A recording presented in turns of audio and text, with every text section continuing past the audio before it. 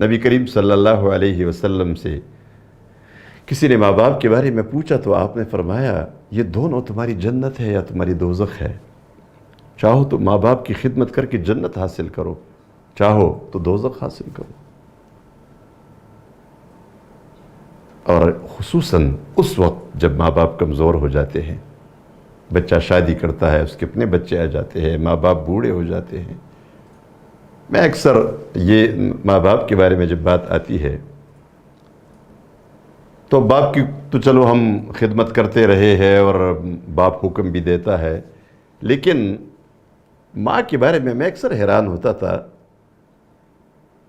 کہ جب ماں جوان تھی اور ماں چلتی پھرتی تھی تو بڑھاپے تک تو ماں میری خدمت کرتی رہی۔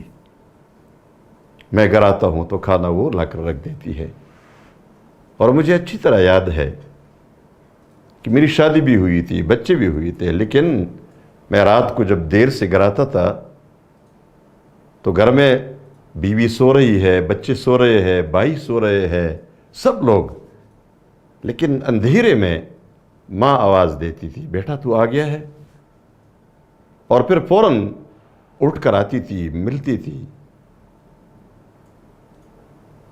اور کھانے کو پوچھتی تھی، کھانا کھا چکے؟ میں نے کہا ہاں کھا لیا۔ نہیں تم نے نہیں کھایا ہوگا،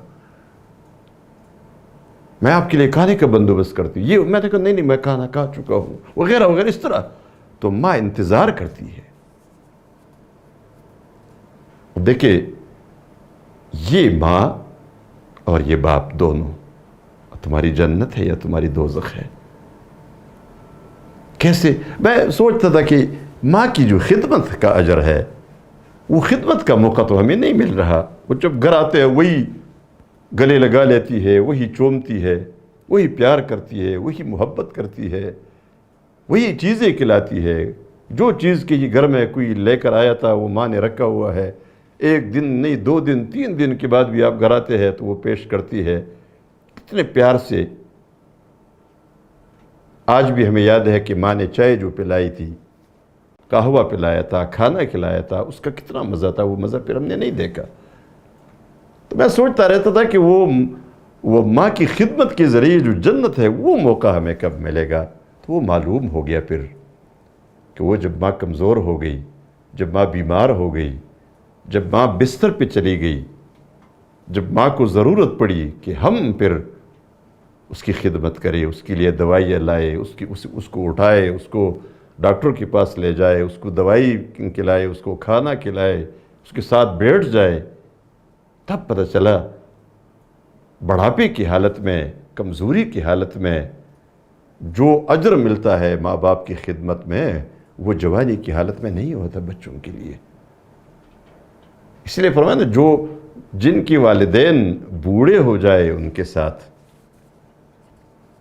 ان میں سے کوئی ایک یا دونوں بوڑھے ہو جائے اور ان کے ساتھ رہے، زندہ ہو، تو کہیں ان سے نفرت نہ کرنا۔ بلکہ نبی کریم صلی اللہ علیہ وسلم نے تو یہاں تک فرمایا کہ ہلاک ہو جائے وہ شخص، بلکہ فرمایا ممبر کی سیڑھی پر پاؤں مبارک رکھا تو آمین کہا 3 دفعہ، اور پھر کسی نے پوچھا آپ نے تو آمین کہا، ہم نے کچھ سنا نہیں، کس پر آپ نے آمین کہا؟